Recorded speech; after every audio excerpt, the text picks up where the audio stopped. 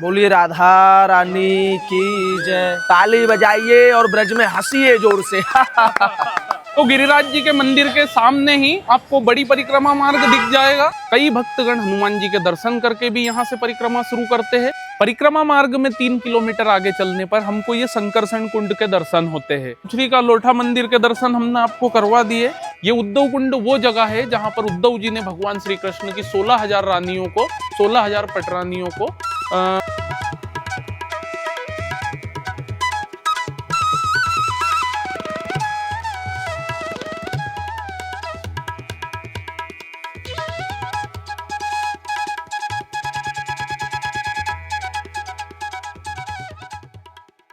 तो दोस्तों, वैसे तो गोवर्धन परिक्रमा आप कहीं से भी शुरू कर सकते हो, लेकिन अधिकतर भक्तगण गिरिराज जी महाराज के दर्शन करके और दान घाटी से ही ये परिक्रमा शुरू करते हैं। ये दान घाटी वही स्थान है जहाँ पर भगवान कृष्ण जी ने गोपियों से माखन का दान लिया था।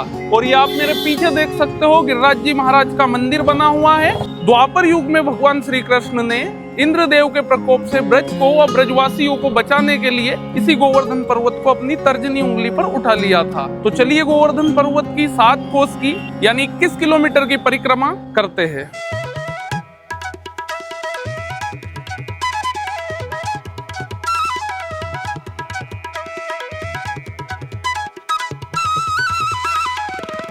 तो गिरिराज जी के मंदिर के सामने ही आपको बड़ी परिक्रमा मार्ग दिख जाएगा, जहां से आपकी 4 कोस की यानी 12 किलोमीटर की बड़ी परिक्रमा शुरू हो जाती है। और इस पर हमको अन्योर जो कि 3 किलोमीटर आगे, जतीपुरा जो कि 8 किलोमीटर आगे व पुछरी का लोटा जो कि 6 किलोमीटर आगे हमको ये दर्शनीय स्थल मिलने वाले हैं।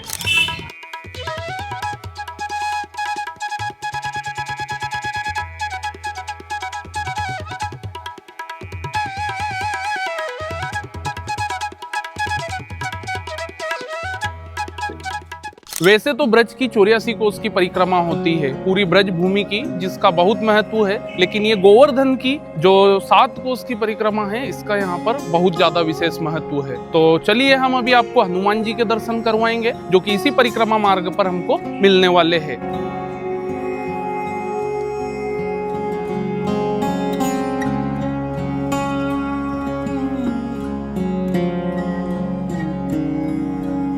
परिक्रमा मार्ग में 3 किलोमीटर आगे चलने पर हमको ये संकर्षण कुंड के दर्शन होते हैं। इस कुंड को भगवान श्री कृष्ण के बड़े भाई बलदाऊ जी ने बनाया था। बलदाऊ जी का एक नाम संकर्षण भी है, इसीलिए इस कुंड को संकर्षण कुंड भी कहा जाता है। इस कुंड के पास ही भगवान बलदाऊ का एक मंदिर भी बना हुआ है, जिसकी स्थापना 5000 साल पहले भगवान श्री कृष्ण के प्रपौत्र वज्रनाभ जी ने की थी। तो ये आप संकर्षण कुंड के दर्शन कीजिए और फिर हम परिक्रमा मार्ग में आगे आपको लेकर चलते हैं।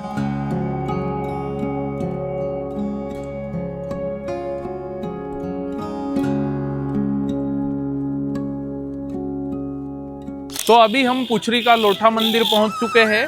परिक्रमा मार्ग में ये मुख्य मंदिर है और इसी मंदिर में यहाँ पर भगवान के मित्र, जिन्हें की लोठा कहा गया है, वो यहाँ पर विराजमान है। और इस मंदिर के पीछे की जो कहानी है वो ये है कि ये सखा है भगवान के, इनको यहाँ पे बैठा दिया था कि जो भी मेरा भक्त दंडौती परिक्रमा करने आए, आप उनकी यहाँ बैठ के हाजिरी लगाना। और मैं कल परसों लौट के आ जाऊंगा, और जब तक लौटूंगा नहीं आपको भूख प्यास भी नहीं सताएगी, ये वरदान मैं दे के जा रहा हूँ। कल परसों से बरसों बीत गए जब से ये हाजिरी लगा रहे हैं यहाँ पे बैठ के। जो भी भक्त यहाँ पे आता है, ये ठाकुर जी को सीधा उसका भाव पहुँचाते, भगवान के मित्र है। और पुछरी का लौठा नाम इनका ऐसे पड़ा, जैसे जब बाद में जब ठाकुर जी चले गए ना नाथ द्वारा, तब उनकी सखियां आई थी इकट्ठी होकर के, ये कान्हा को सखा बैठा हुआ है, जाए पता होगी कि हमारे कान्हा कहाँ चले गए। तो एक दूसरे से कह रही थी, एक ने कहा दूसरी को कि तू पूछ रही कि हमारे कान्हा कहाँ चले गए हैं, दूसरी ने कहा तीसरी को नहीं तू पूछ रही। तो पूछरी करके पूछरी गाँव का नाम पड़ा, और जब पूछ के लौट जाती थी ना तो लौठा इनको कहने लगे। तो चलिए अब पुछरी का लोठा मंदिर के दर्शन हमने आपको करवा दिए। अब परिक्रमा मार्ग में आगे चलते हैं।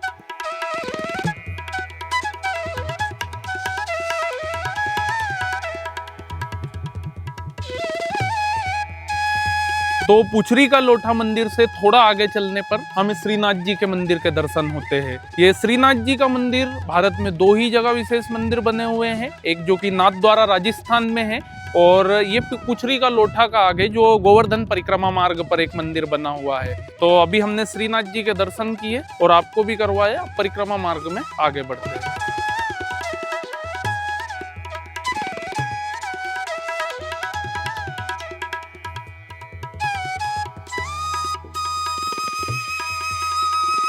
तो दोस्तों अप्रैल के महीने में यहाँ पर गर्मी बहुत ज्यादा होती है। अभी हम अप्रैल में ये परिक्रमा कर रहे हैं, तो इस गोवर्धन परिक्रमा मार्ग में ये रास्ता भी दिख जाएगा जिसमें आपको बहुत सारे पेड़ पौधे दिखेंगे और इस पेड़ पौधे वाले रास्ते पर से भी चलकर आप पैदल परिक्रमा कर सकते हैं। इस रास्ते पर आपको हर तरफ हरे पेड़ों की छाया मिलती रहेगी जिससे कि आप थोड़ा गर्मी से बच सकते हो।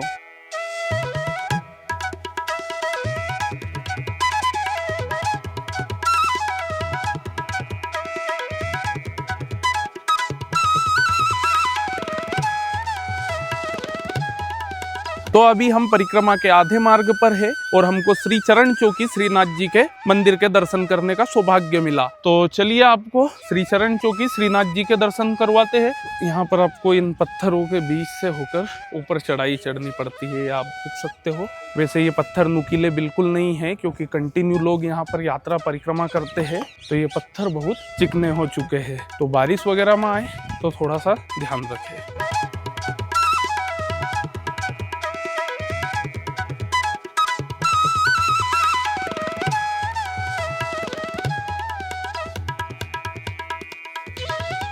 तो अभी हमने 12 किलोमीटर की यानी 4 कोस की बड़ी परिक्रमा पूर्ण कर ली है। अब ये यहाँ से छोटी परिक्रमा 10 किलोमीटर की शुरू होती है। तो ये छोटी परिक्रमा पर पैदल जाने का रास्ता ये है। ई रिक्शा वगैरह से अगर आप परिक्रमा करते हो तो इस रास्ते से जाते हैं। तो चलिए आपको छोटी परिक्रमा पर लेकर चलते हैं। ये दोनों परिक्रमाएं मिलकर 21 किलोमीटर यानी 7 कोस की परिक्रमा पूर्ण होती है।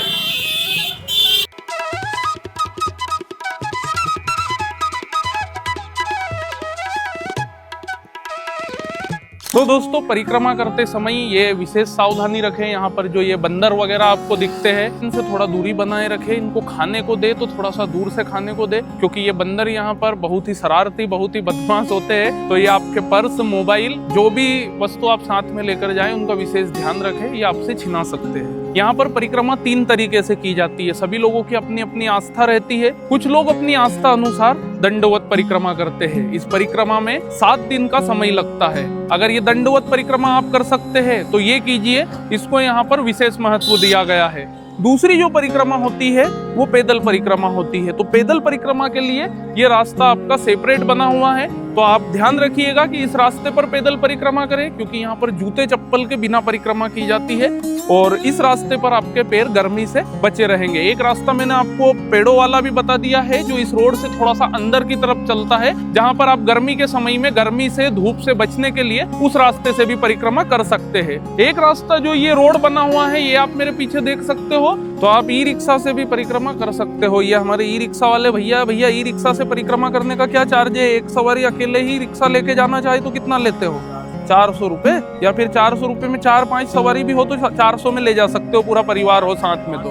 अच्छा, 5 सवारी का 500 रुपए लगता है, और अगर आप अकेले हो और पूरा ई रिक्शा लेकर जाना चाहते हो परिक्रमा पर तो आपका 400 रुपए यहाँ पर चार्ज रहेगा।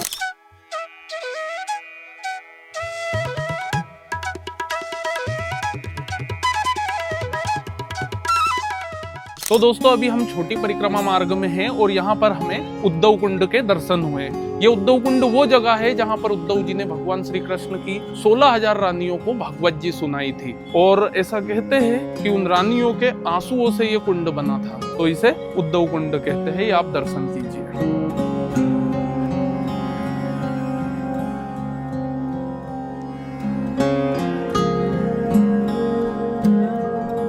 बोलिए राधा रानी की जय। ये जो आप देख रहे हैं ये राधा कुंड है। पीला मंदिर के पीछे श्याम कुंड है। दोनों का पीला मंदिर के नीचे से जल मिला हुआ है। राधा रानी ने अपने सोने के कंगन से खोद के बनाया था, भगवान ने मुरली से बनाया था। दोनों का पीला मंदिर के नीचे से जल मिला हुआ है। राधा कृष्ण स्नेही एक प्राण दो देही। जिस प्रकार राधा कृष्ण के प्राण एक हैं, शरीर अलग अलग हैं, उसी प्रकार यहाँ राधा कृष्ण का जुगल स्वरूप है। दोनों कुंडों का जल एक है यानी कि प्राण, और कुंड अलग अलग है यानी कि देह शरीर। ये वही कुंड हैं जिन माता बहनों की संतान नहीं होती, बेटी बेटियों बेटा नहीं हो, एक बीज वाला फल छोड़ने से 1.25 साल में पुत्र प्राप्ति होती है। ये वरदान है किशोरी जी को। इस गाँव का नाम पहले राधा कुंड नहीं था, इस गाँव का नाम था अरिष्ट वन। जब कृष्ण भगवान का जन्म जन्म हुआ तो कंस ने ऐलान किया, जो भी कृष्ण को मारेगा मैं ब्रज की उसको आधी संपत्ति दान दूंगा। इसके लालच में आके एक एक करके सभी राक्षस उनको मारने गए, लेकिन सब परास्त हो गए। फिर एक अरिष्टासुर नामक राक्षस ने अपना प्रयत्न किया, वो मायावी था। अरिष्टासुर नामक मतलब वो 8 तरह के रूप बदल सकता था। तो उसने देखा कि भगवान को गाय प्रिय है, तो वो भगवान यहाँ पे गाय चराने आते थे, तो उनकी गायों में सम्मिलित हो गया और धीरे धीरे करके उनकी गायों को मारने लगा। जब गायों को मारने लगा तो भगवान ने देखा अपनी अंतर्दृष्टि से, और जो पीला मंदिर देख रहे हैं उसके बगल में जो गुम्बद बना हुआ है गोल टाइप में, उधर उसका पूंछ पकड़ के वध किया। तब कृष्ण भगवान ने अपनी मुरली से कृष्ण भगवान का राधा कुंड, श्याम कुंड, कृष्ण कुंड बनाया। तब किशोरी जी को यहाँ पे कृष्ण भगवान ने 3 वरदान दिए। पहला वरदान दिया, जिन माता बहनों के संतान नहीं होती, बेटी बेटियों बेटा नहीं हो, या जिनकी डॉक्टर भी मना कर देते हैं, पति पत्नी जुगल जोड़े से दंपत्ति एक बीज वाला फल का त्याग करते हैं, उस फल को 1.25 साल नहीं खाते, 1.25 साल में किशोरी जी पुत्र प्रदान करती हैं, ये वरदान है। दूसरा वरदान मिला, जाने अनजाने में कोई पाप दोष हो जाता है, जैसे भगवान ने अपना पाप मोचन किया, उनसे जो गलतियां हुई उन्होंने उनकी क्षमा मांगी, ऐसे यहाँ पे क्षमा मांगने से जाने अनजाने में कोई अपराध बन जाते। तीसरा वरदान मिला कि कोई भी संसार संबंधित कामना होती है, धन वैभव ऐश्वर्य की कोई भी कामना होती है, 1.25 साल के अंदर कामना प्राप्ति होती है। ये यहाँ का महत्व है। राधा कुंड श्याम कुंड में जल की ही पूजा होती है, मूर्ति की पूजा राधा रानी की बरसाने में है और कृष्ण भगवान की वृंदावन में है। जुगल जोड़े का राधा कुंड श्याम कुंड है। दोनों हाथ ऊपर उठा के बोलिए जय जय श्री राधे, जय जय श्री राधे। ताली बजाइए और ब्रज में हंसिए जोर से ब्रज में हंसते हुए आइए और हंसते हुए ही वापस जाइए। बोलिए राधा रानी की।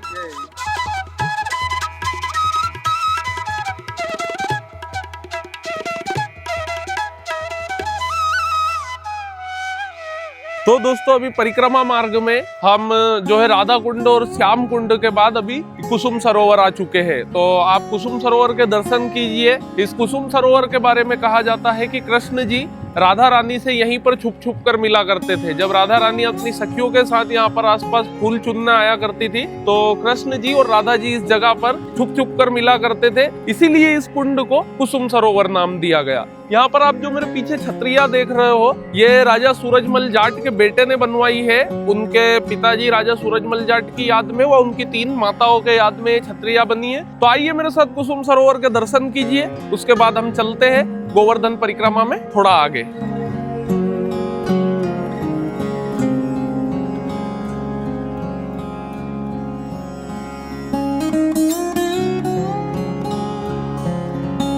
तो दोस्तों अभी परिक्रमा मार्ग में हम नारद कुंड पहुंच चुके हैं। कहा जाता है कि इस नारद वन में यहाँ पर नारद जी ने तपस्या की थी। इसे नारद जी की तपोभूमि कहा जाता है। वह भक्त प्रहलाद को भी नारद जी ने यहीं पर दीक्षा दी थी। तो ये आप मेरे पीछे नारद कुंड के दर्शन कीजिए और इसके आगे हम मानसी गंगा के दर्शन आपको करवाने वाले हैं और वहीं पर अपनी परिक्रमा के जो दर्शनीय स्थल है वो समाप्त हो जाएंगे। उसके बाद हमारी थोड़ी सी परिक्रमा और बचेगी।